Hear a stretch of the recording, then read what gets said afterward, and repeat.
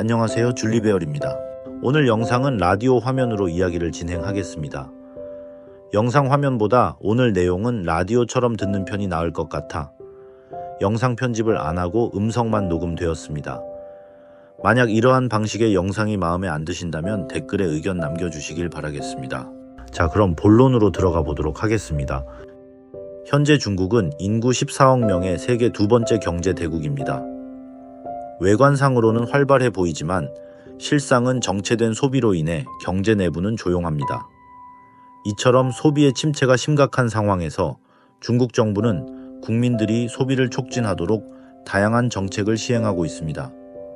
여기서 말하는 소비는 단순한 생활 지출뿐만 아니라 금융투자와 기업의 운영 비용 등 경제 전반에 걸친 광범위한 소비를 포함합니다. 그러나 이러한 노력에도 불구하고 소비 회복의 어려움이 여전히 큰 과제로 남아 있습니다.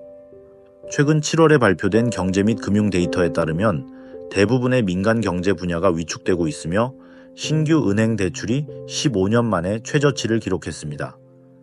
이는 사람들이 부동산과 소비에서 점점 멀어지고 있음을 의미합니다. 과거에는 부동산 가격 하락에 대한 논쟁이 있었으나 이제는 논쟁조차 사라졌습니다. 경제는 마치 연예인과 같아 관심이 사라질 때 더 큰 문제가 발생할 수 있습니다. 사람들은 자신뿐만 아니라 다음 세대를 위한 소비도 미루고 있습니다.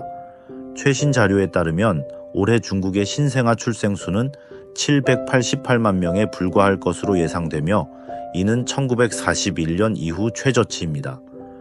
그때 당시 중국은 아직 항일 전쟁 중이었고 많은 정년기의 남성들이 전선에 나가 싸우고 있었습니다.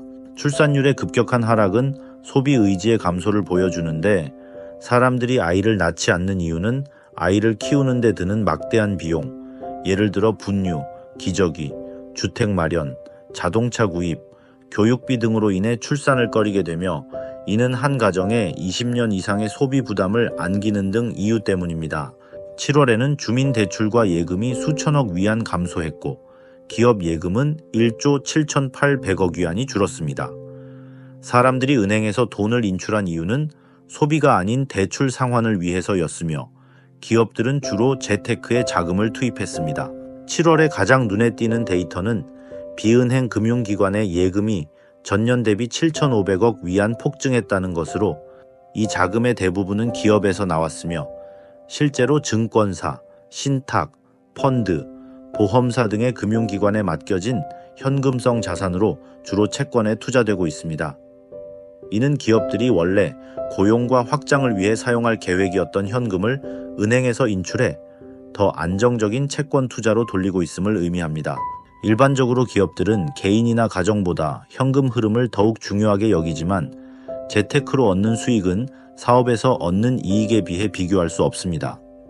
예를 들어 한 공장이 갑자기 해외에서 큰 주문을 받았다면 기업은 현금이 있으면 바로 장비를 추가하고 인력을 충원해 생산을 시작할 수 있지만 만약 현금이 재테크 계좌에 묶여 있다면 당장 필요한 돈을 쓸 수 없게 되어 문제가 생길 수 있습니다.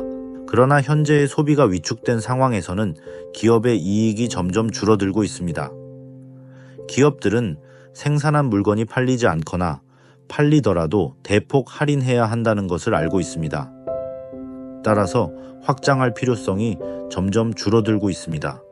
규모를 키우거나 기술 업그레이드를 할 필요가 없어지고 있는 것입니다. 이런 상황에서 몇 퍼센트의 이익을 위해 리스크를 감수하느니 차라리 안정적인 국채나 재테크 상품을 선택하는 것이 더 나은 선택이 되고 있습니다. 최근 M1과 M2의 차이가 점점 커지고 있는 것도 이러한 상황을 잘 보여줍니다. 과거 중국에서 M1은 사회에서 유통되는 현금과 기업의 요구불 예금을 포함해 이 수치가 높을수록 경제 활동이 활발하다는 것을 의미했습니다. 하지만 7월에 M1은 전년 대비 6.6% 급락했습니다. 이는 사람들이 돈을 소비나 투자 대신 은행에 예치하고 있다는 것을 의미합니다. M1의 성장률이 M2의 성장률보다 훨씬 낮고 그 격차가 점점 커질수록 사회적으로 투자와 소비에 사용할 현금이 점점 줄어들고 있음을 의미합니다. 7월의 M1 성장률이 M2 성장률보다 12.9%나 느린 것을 보면 사회의 보수적인 정서가 뚜렷이 드러납니다. 한때 중국 경제가 곧 영국과 미국을 추월할 것이라는 믿음이 있었고, 그때는 무궁무진한 발전 기회와 황금 같은 자원이 중국인 모두에게 오랫동안 주어질 것이라고 생각했습니다.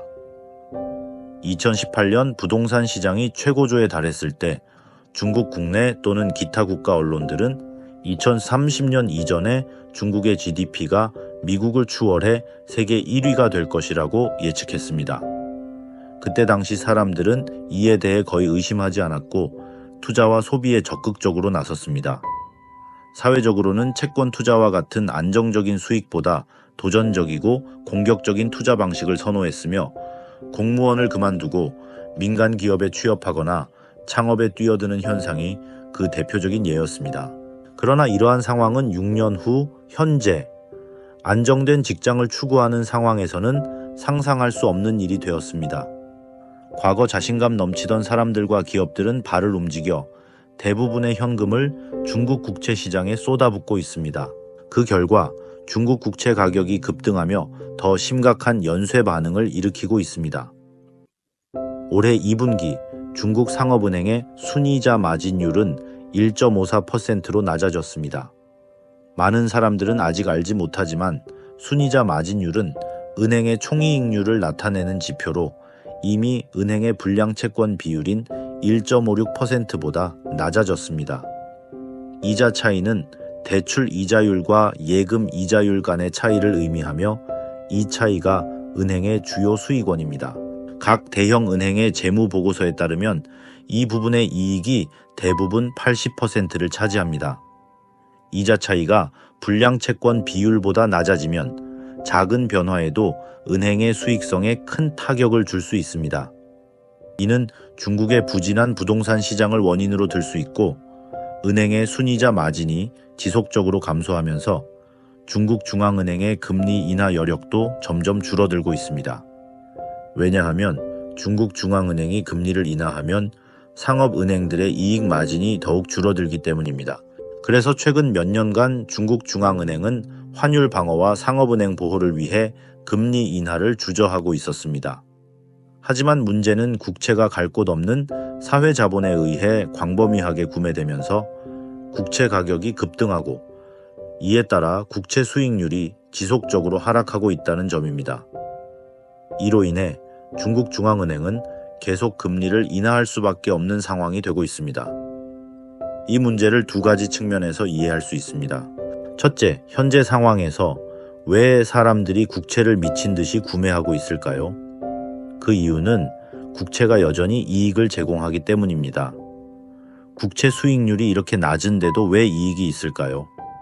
사람들은 중국 중앙은행이 부진한 경제를 이유로 대규모 금리 인하를 단행할 것이라는 기대를 하고 있기 때문입니다.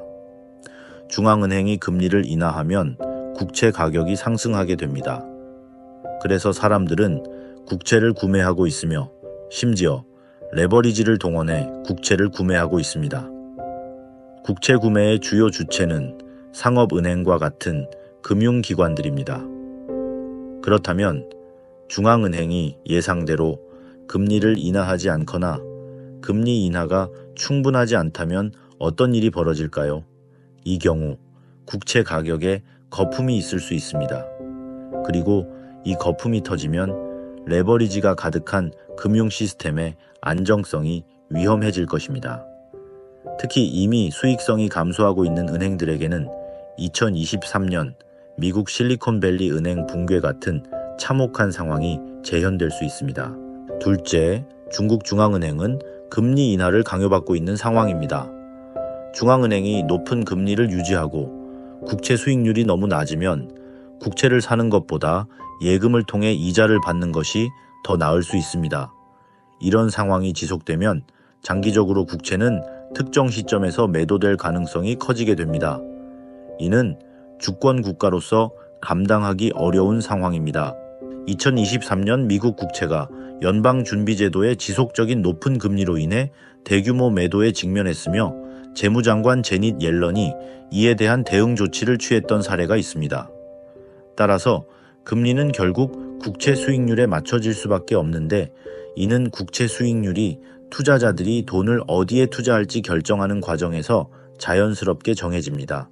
지금의 문제는 시장이 가진 자금을 모두 국채에 쏟아붓고 있다는 점인데, 금융 위험을 줄이고 경제를 활성화하기 위해 중앙은행은 금리 인하 압박을 받고 있지만, 이는 상업은행들의 수익성을 훼손할 뿐만 아니라 사람들이 계속해서 국채에 베팅하도록 유도해 더 큰 위험을 초래할 수 있습니다.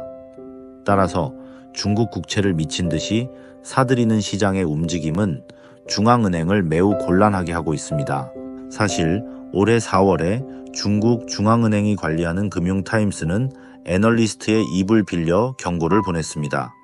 국채를 과도하게 사들이는 것은 중국 경제에 대한 신뢰를 약화시킬 수 있다는 것입니다. 그의 말이 틀린 것은 아니지만 시장의 안정적인 수익을 추구하는 자금의 흐름을 막기는 어렵습니다. 중국 중앙은행은 국채 수익률이 하락하는 상황에서 국채 가격을 낮추고 수익률을 안정시키기 위해 증권사에서 빌린 국채를 팔아 공매도하려 했습니다. 이는 시장에 강력한 신호를 보내기 위함이었지만 시장은 별다른 반응을 보이지 않았고 대규모 자금이 단 3일 만에 중앙은행의 노력을 무산시켰습니다. 중앙은행의 이런 개입은 금리 인하가 필요한 경제 상황에서 오히려 금리 인상 효과를 낼 수 있어 문제는 여전히 돈이 갈 곳이 없다는 점입니다. 사람들이 국채를 더 사게 되어 수익률은 다시 하락할 가능성이 큽니다. 최근에는 중앙은행의 주목을 피하기 위해 한 금융기관이 프리미엄을 지불해 비국유 대행사로부터 국채를 구입한 사례가 있었습니다. 이는 사회 전체가 확장 전략을 벌이고 보수적으로 변하는 현 상황을 잘 보여줍니다.